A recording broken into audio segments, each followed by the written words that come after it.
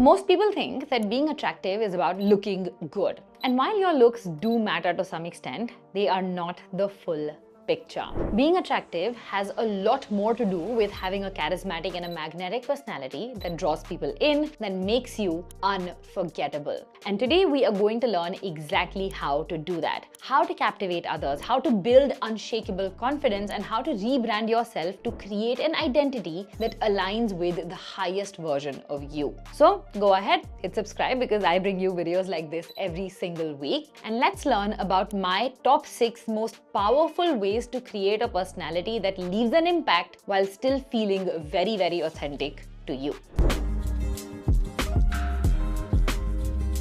Now, I know that I said looks are not very important, but they are important enough that you need to put in some amount of effort into your physical appearance. Plus, it is the easiest place to start. All of the information is already there. And investing in your appearance is literally in your control most of the times. And it's not just because looking good makes other people look at you in a positive light. It's because when you dress up, when you put effort into how you look, it completely rewires your brain. I have been a member of Team Low Effort for the majority of my life. This is what I used to look like for most of my adult life. But ever since I started doing my nails, my hair, my makeup, it has completely changed my self-perception. And that has elevated my confidence like nothing else. This is something called the enclothed cognition effect in psychology. Every time you put effort into your appearance, it impacts your thoughts, your feelings, your behavior. Because you instantly look better, and so you want to look at yourself, you want to appreciate yourself, and your brain is automatically telling itself things like, I look amazing, I feel so good in my skin, I am worthy of being seen, of being appreciated. It is a lot of automatic positive self-talk repeating over and over again in your head. And what happens when you repeat something over and over again? These repeated thoughts become a core belief. You start to believe that you are amazing, you are the main character, you are worthy of being seen and of being admired. And this directly impacts your confidence. It reflects in the way you show up in the world. And nothing feels and looks as attractive as confidence. When you are put together, when you are in control of your life, and when you have trust in yourself, you automatically stand out and become memorable. And thereby, you become somebody who has an attractive personality. A friend also recently told me that ever since I started putting effort into my appearance, she feels like watching my videos because that's the energy that I give out. And that is the only signal that I needed.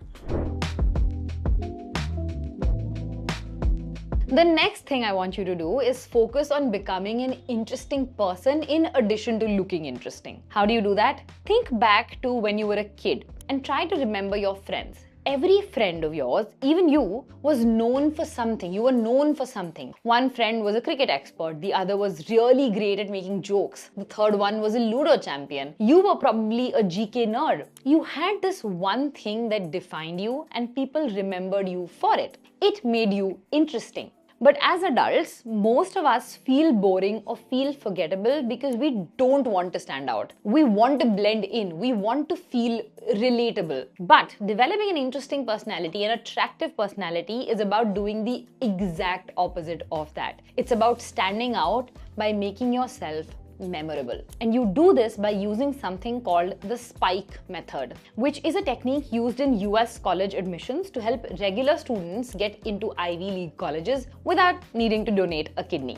Now, college admissions officers are literally trained to identify applicants who have cool personalities. And they do this by figuring out if an applicant is better than 99% of other people at something obscure, something niche, like cleaning, knitting, Minecraft. And when they find it, they call it a spike because it sticks out. It sticks out like a sore thumb as compared to the rest of the applicants. And you can actually use this spike method to customize your own personality. All you need to do is figure out 1 or 2 niche things that truly interest you, and then invest enough time, enough energy into it to become better than the average person at it. It will become your thing. Think of someone who is obsessed with chai. They experiment with different blends, learn the art of brewing it perfectly, and even go out of their way to explore unique chai spots across India. Suddenly, they're the chai connoisseur. And that is all it takes to stand out in a sea of chai lovers. Now this works for anything. A particular video game, cooking regional dishes, coffee, it's coffee for me honestly, street photography, or even knowing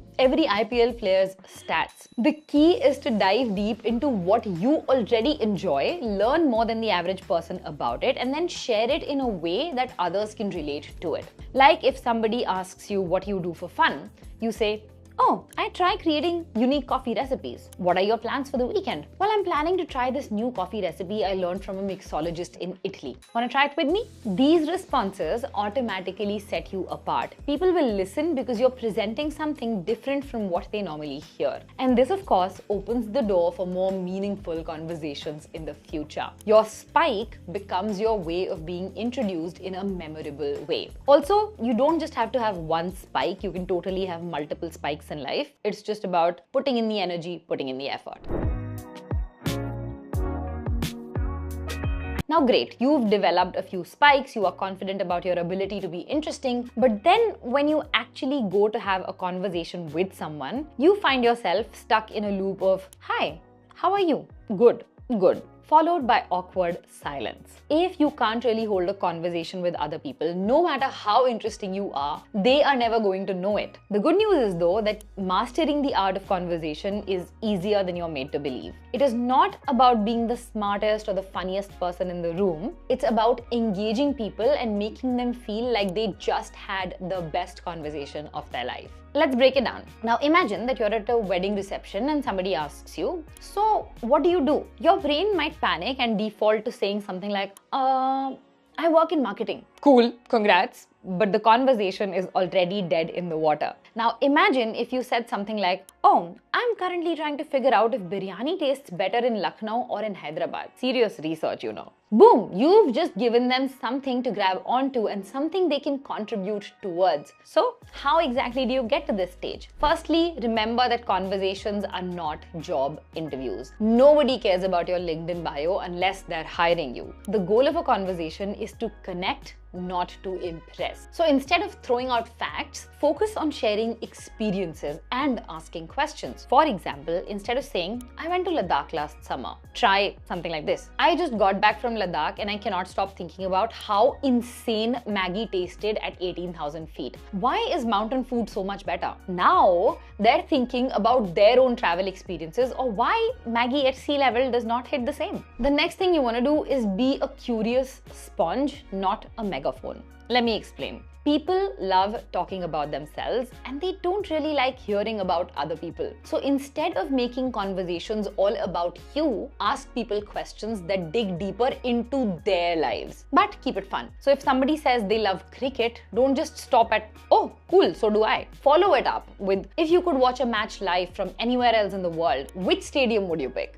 Now you are getting them to dream a little, and that makes you memorable. Another thing you can do is have a conversational toolkit up your sleeve, which is just like this roster of a few interesting stories or a few interesting trivia points about your life that you can whip out whenever things get quiet or awkward. And initially, when you're trying to get good at the art of conversation, awkward silences will be a part of your vocabulary. For example, you can have a story about the time you tried cooking biryani and accidentally made it so spicy that nobody else could eat food for the next 2 days. Or if you're into something specific like chai or coffee, figure out random facts about these things that are very interesting. For example, how chai was popularized in India as a part of marketing campaign by the British East India Company, right? And now it's become like oxygen for Indians. Now, when you have these kind of things up your sleeve, you don't have to use it every time, but whenever there's an awkward silence, whenever you don't know how to steer a conversation into a different direction, you can just whip these out and keep the conversation going instead of leaving it dead hanging. And most importantly, you need to remember that energy is greater than vocabulary. You do not need a Shakespearean vocabulary to be a good conversationalist. What matters more is your energy, which is active listening, showing genuine interest in the person in front of you, laughing, reacting, keeping the vibe alive. Think about it. No one remembers the exact words somebody said, but they always remember how that person made them feel. So focus on making people feel alive, making people feel fun. Being good at conversations makes you magnetic. It's the easiest way to make people remember you and enjoy your company, right? When you can turn a mundane chat into something engaging, people naturally want to be around you because talking to you makes them feel good. And the more you practice this, the better you will get at it. Soon you will go from that person was nice to wow, I really enjoyed talking to them.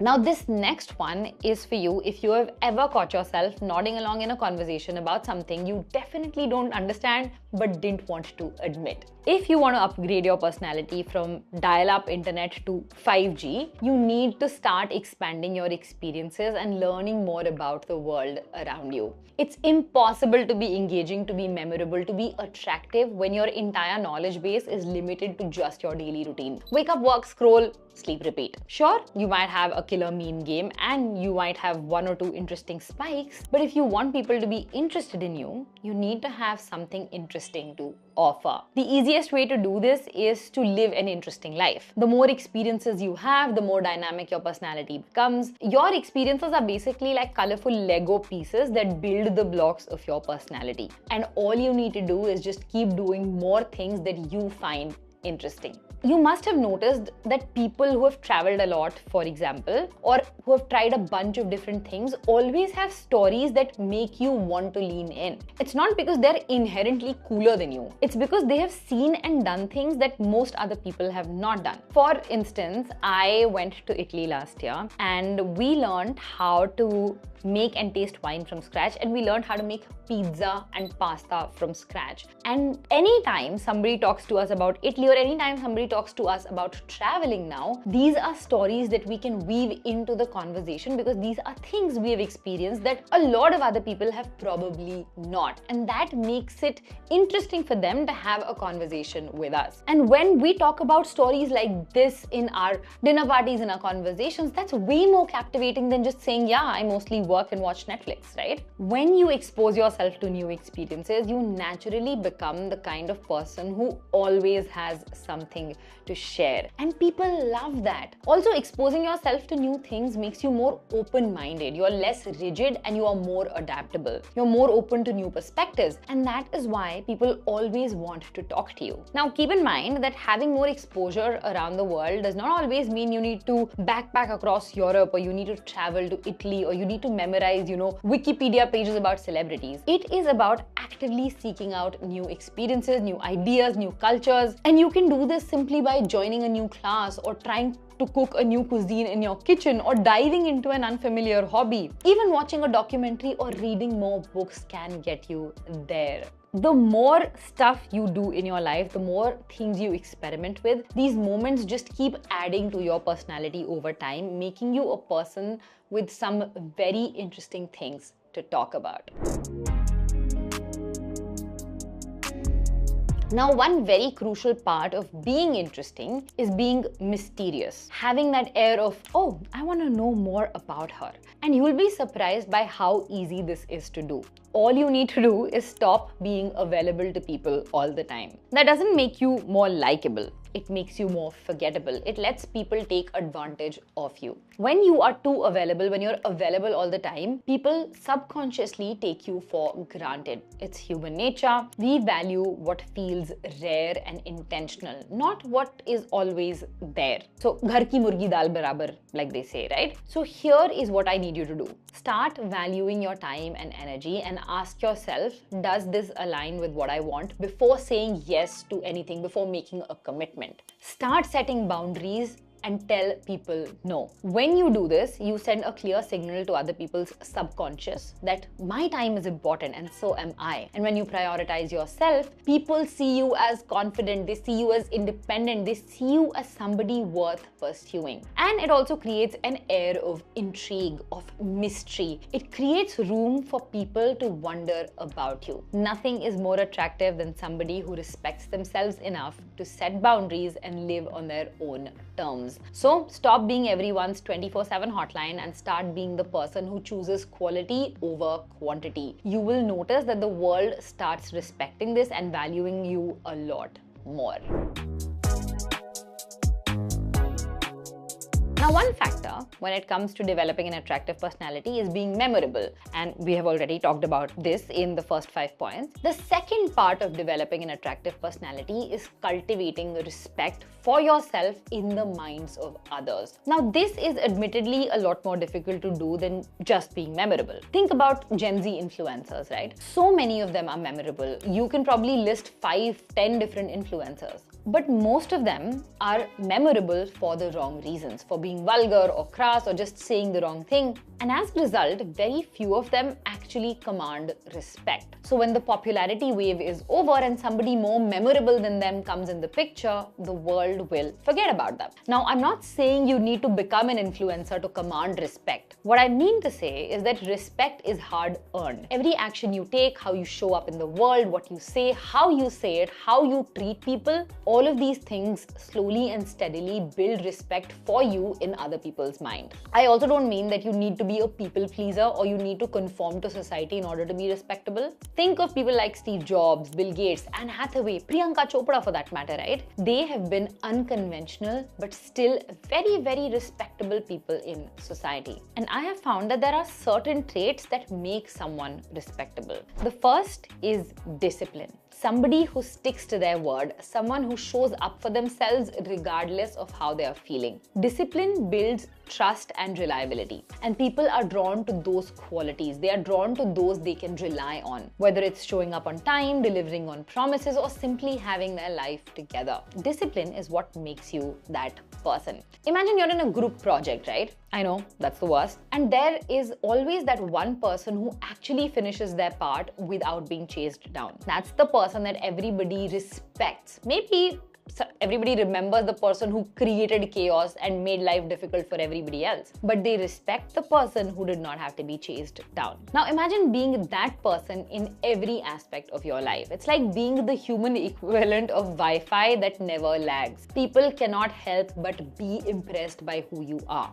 Discipline shows that you respect yourself enough to set goals and to stick to them. And when you respect yourself, other people naturally follow through on the same energy. The second trait that I have seen in people who command respect is kindness. How you treat others is a direct reflection of your personality. When someone is rude, when someone is condescending, when they're unkind, even if they're the most charming or witty or intelligent person, they do not come across as an attractive person. Their rudeness overshadows everything else. That is exactly what's happening in the Blake Lively and Justin Baldoni drama. On the flip side, when somebody is kind, even if they're not the funniest or the smartest person in the room, you still want to hang out with them because they make you feel emotionally safe. They make you feel like a human being. If you want a personality that leaves a lasting impression, start with kindness. It is a trait that never goes out of style. Now, before I wrap up this video, here is something I want you to know. Attractive personalities are not something people are just